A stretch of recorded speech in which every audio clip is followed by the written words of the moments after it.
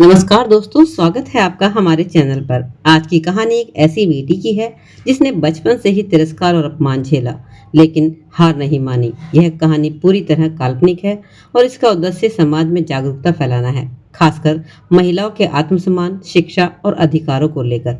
कहानी में घरेलू हिंसा, मानसिक तनाव और कठिन परिस्थितियों का वर्णन है, जो कुछ दर्शकों के लिए भावनात्मक रूप से संवेदनशील हो सकता है। कृपया इसे समझदारी और जिम्मेदारी के साथ देखें। किसी भी वास्तविक व्यक्ति या घटना से समानता मात्र संयोग है। तो चलिए अब शुरू करते हैं यह दिल को छू लेने वाली कहानी। मेरा नाम सलोनी है। मैं आज अपनी जिंदगी की वह कहानी सुनाने जा रही हूँ जिसमें दुख ज्यादा है और खुशियाँ कम। यह कहानी मेरी अपनी है, एक ऐसी बच्ची की कहानी जो पैदा होने से पहले ही नफरत का पात्र बन गई। बच्चे तो भगवान की देन होते हैं, लेकिन मेरे घर में यह देन भी शर्तों के साथ मांगी गई थी। मेरे जन्म से किसी को कोई खुशी नहीं हुई, बल्कि गुस्से और शर्मिंदगी का माहौल फैल गया था। मैं उस समय दुनिया में आने वाली थी और मेरे पिता ने मेरी माँ से पहले ही कह दिया था कि मुझे बेटा चाहिए, वरना इस घर में तुम्हें कई जगह नहीं मिलेगी। मेरी माँ चुप रही। माँ अपने दुख कभी भी अपनी जुबान पर नहीं ला पाई थी, मगर मैं जानती थी वह रात भर ऊपर वाले के सामने हाथ जोड़कर प्रार्थना करती थी, भगवान मुझे बेटा ही पैदा हो ताकि मेरे स्थान में सम्मान हो और लोग मेरे बच्चे की इज्जत करें। मेरी दादी भी बार बार यही कहती थी, हमारे खानदान में पहली औलाद हमेशा बेटा ही हुई है। बेटी पैदा हुई तो ये हमारे लिए मनुष्य साबित होगी। मेरी माँ की आंखों में आंसू आ जाते थे, लेकिन वह किसी के सामने कुछ नहीं कहती थी। वह सिर्फ मेरी सांसों की हिफाजत चाहती थी, लेकिन किस्मत को कुछ और ही मंजूर था। उनकी प्रार्थनाएं बेटे के रूप में स्वीकार नहीं हुई। जब मैं इस दुनिया में आई, उस पल से मुझे एहसास दिला गया कि मेरा जन्म किसी खुशी का कारण नहीं था। मेरे पापा और दादी ने मुझे गोद में लेने से भी मना कर दिया था, क्योंकि वे लोग बेटे की उम्मीद कर रहे थे, एक बेटा जो उनके नाम को आगे बढ़ाए, जो वंश की इज्जत कहलाए। लेकिन जब गोद में बेटी आई तो मानो उनका सपना टूट गया हो। मेरे पिता कमरे से बाहर चले गए। लोग कहते हैं उस वक्त उनके चेहरे पर इतनी निराशा थी कि मानो कोई बड़ा हादसा हो गया हो। मेरी माँ की आंखों में खुशी थी, लेकिन साथ ही दर्द भी। उन्होंने मुझे सीने से लगाया, मगर आसपास के तानों ने उनके चेहरों की मुस्कान छीन ली। पापा ने गुस्से में कहा, फिर से लड़की, इससे अच्छा तो। मैं और उनकी यह अधूरी बात भी मेरी मासूमियत को चीर गई। मैं छोटी थी, समझ नहीं पाती थी, पर इतना ज़रूर महसूस कर लेती थी कि मेरी इस घर में कोई चाहत नहीं। मेरी दादी हर किसी से यही कहती, घर की बरकत तभी है जब बेटा पैदा हो, यह लड़कियां तो बोझ होती हैं। अगर मेरी ज़िंदगी में कोई सच्चा सहारा था तो वह मेरी माँ थी। पापा के तानों और मारपीट के बावजूद वो मुझे चुपचाप सीने से लगाती और कहती, तू मेरी जान है, चाहे पूरी दुनिया तुझे ठुकरा दे, तेरी माँ तेरे साथ खड़ी रहेगी। वो बातें उस उम्र में तो शायद समझ में नहीं आती थी, लेकिन आज सोचती हूँ तो लगता है कि अगर माँ ना होती तो शायद मैं बचपन में ही टूट जाती। मेरे लिए असली झटका तब आया जब मैं 8 साल की थी। मेरी दादी की मौत हुई तो घर का माहौल और भी बदल गया था। वह अकेला ही सहारा खत्म हो गया था, जिसके साए में माँ कभी सुकून की सांस लेती थी।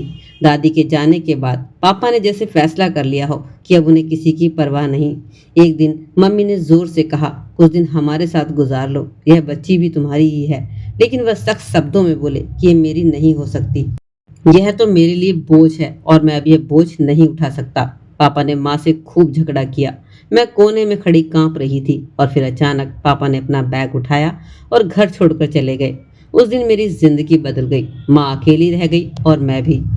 अब हमारे पास न घर का सहारा था, न पैसे का, न ही समाज में इज्जत। मोहल्ले वाले ताने देते, देखो औरत बिना मर्द के कैसे जिएगी, इसकी बेटी तो और भी बोझ है। लेकिन माँ ने हार नहीं मानी। उन्होंने तय किया कि चाहे कुछ भी हो जाए वो मुझे पढ़ाएगी, मुझे इंसान बनाएगी। माँ सुबह से शाम तक अलग अलग घर में काम करती, किसी के घर बर्तन धोना, कहीं कपड़े साफ करना तो कभी सिलाई करना।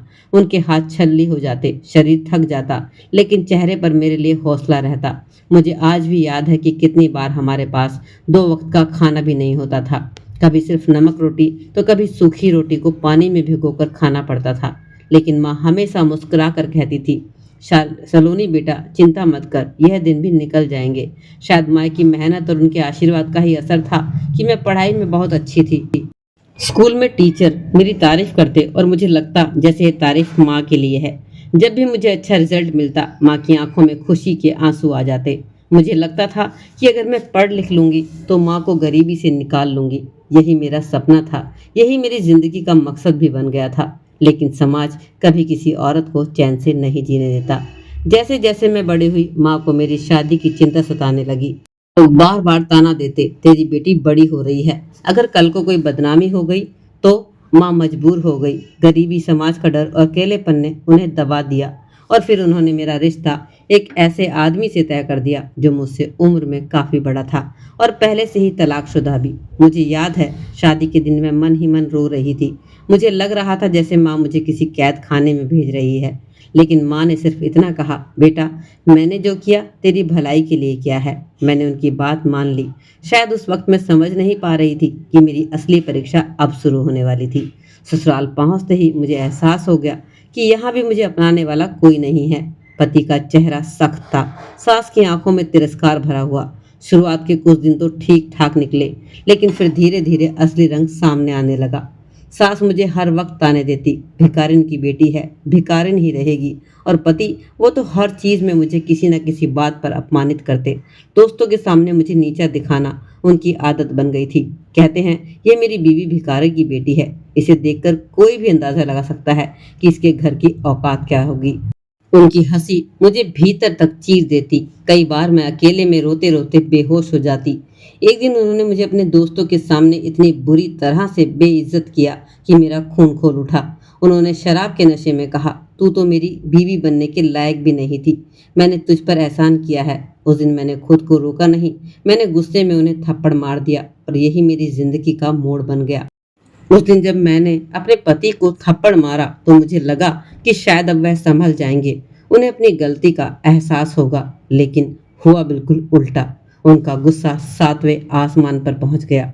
वो जोर से चिल्लाए, औरत होकर मुझे हाथ उठाने की हिम्मत कैसे हुई तुझ में? अब तुझे दिखाऊंगा कि मर्द की इज्जत से खेलना क्या होता है। उस रात उन्होंने मुझे बहुत मारा।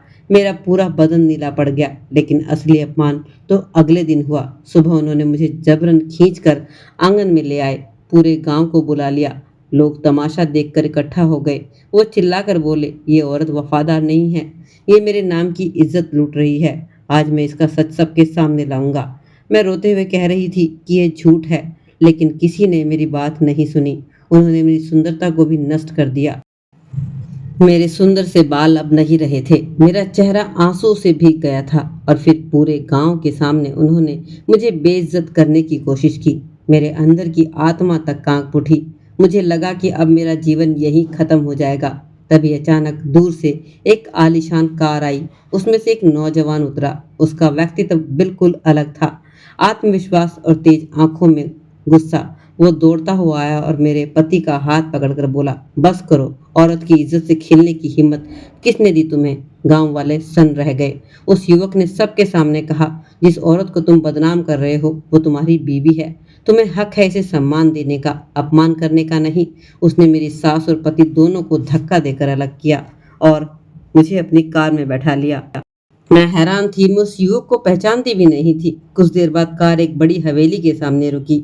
अंदर ले जाकर उसने धीरे से कहा, डरो मत, तुम यहाँ सुरक्षित हो, मैं तुम्हारा अपना हूँ। मैंने घबरा कर पूछा, आप कौन हैं और मुझे क्यों बचाया? वो मुस्कुराया और बोला, मेरा नाम अमित है और मैं तुम्हारा सौतेला भाई हूँ। मेरे पैरों तले जमीन खिसक गई। मैंने कहा, यह कैसे हो सकता है, मेरा तो कोई भाई नहीं है। तब उसने सब सच्चाई बताई। वो हवेली मेरे पिता की थी, वही पिता जिन्होंने मुझे और माँ को छोड़ दिया था। अब वह लकवाग्रस्त हो चुके थे और बिस्तर पर पड़े पड़े पछतावे की आग में जल रहे थे। जब मैं कमरे में पहुंची तो मैंने अपने पिता को देखा। वो कमजोर और टूट चुके थे, उनकी आंखों में आंसू थे। जैसे उन्होंने मुझे देखा, उनका चेहरा रोशनी से भर गया। वो रोते हुए बोलने की कोशिश करने लगे, लेकिन जुबान ने साथ नहीं दिया। अमित ने उनका हाथ पकड़कर कहा, पापा, देखिए वही बेटी है जिसे आपने ठुकरा दिया था। मैं अंदर से तड़प गई। बचपन की सारी यादें आंखों के सामने घूम गई। वो ताने, वो मार, वो छोड़कर जाना। मैं उनसे मुंह मोड़कर खड़ी हो गई। मैंने कहा, मुझे ऐसे पिता की कोई जरूरत नहीं जिसने बेटी को बोझ समझकर छोड़ दिया। मैं उन्हें माफ नहीं कर सकती। कमरे में सन्नाटा छा गया। लेकिन फिर अमित मेरे पास आया और बोला, सलोनी, गलती इंसान से होती है। कभी कभी इंसान अपनी सोच से इतना अंधा हो जाता है कि उसे सही गलत समझ नहीं आता। लेकिन अगर मरने से पहले उन्हें अपनी बेटी की माफ़ी मिल जाए तो शायद उनका बोझ हल्का हो जाए। उनकी बातें सुनकर मेरा दिल पिघल गया। मैंने पिता का हाथ पकड़कर कहा, मैंने आपको दिल से माफ़ कर दिया। उनकी आंखों में आंसू बहे और उसी रात उन्होंने चैन की नींद में दम तोड़ दिया।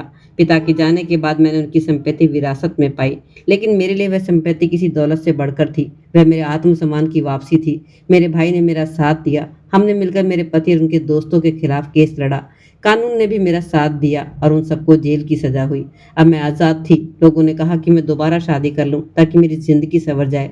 लेकिन मैंने साफ कहा, मेरी ज़िंदगी का मकसद अब शादी नहीं है। मेरी ज़िंदगी का मकसद उन औरतों की मदद करना है जो मेरी माँ की तरह तन्हाई और तानों का बोझ उठाती है। मैंने अपनी दौलत और ताकत को गरीबों में ज़रूरतमंदों के लिए समर्पित कर दिया। गांव की उन लड़कियों के लिए स्कूल खोला जिन्हें शिक्षा से वंचित रखा जाता था। विधवाओं को बेसहारा औरतों के लिए आश्रय बनवाया। आज जब मैं पीछे मुड़कर देखती हूँ तो समझ आता है कि औरत की सबसे बड़ी ताकत उसकी इज्जत और आत्मसम्मान है। मैंने अपनी ज़िंदगी में यही सीखा है कि न्याय और ताकत ऊपर वाला देता है। इंसान को थोड़ा सब्र रखना चाहिए और आज मुझे गर्व है कि मैं वही सलोनी हूँ जिसे मेरे परिवार वालों ने बोझ समझा था। लेकिन आज मैं बोझ नहीं हूँ, दूसरों का भी सहारा बन चुकी हूँ। तो आज की कहानी में इतना ही। आशा करती हूँ आप लोगों को कहानी पसंद आएगी और उन औरतों को मोटिवेट करेगी जिसे इस दुनिया में इस तरह की जिंदगी जी रही हैं। औरतों से भी कहना चाहती हूँ कि उठो, जागो और अपने लिए आवाज़ उठाओ, नहीं तो ये समाज तुम्हें ऐसे ही दबाता रहेगा। आपको कहानी थोड़ी सी भी पसंद आई है तो चैनल को सब्सक्राइब जरूर कर लें। लाल कलर का बटन है उसे दबा दें।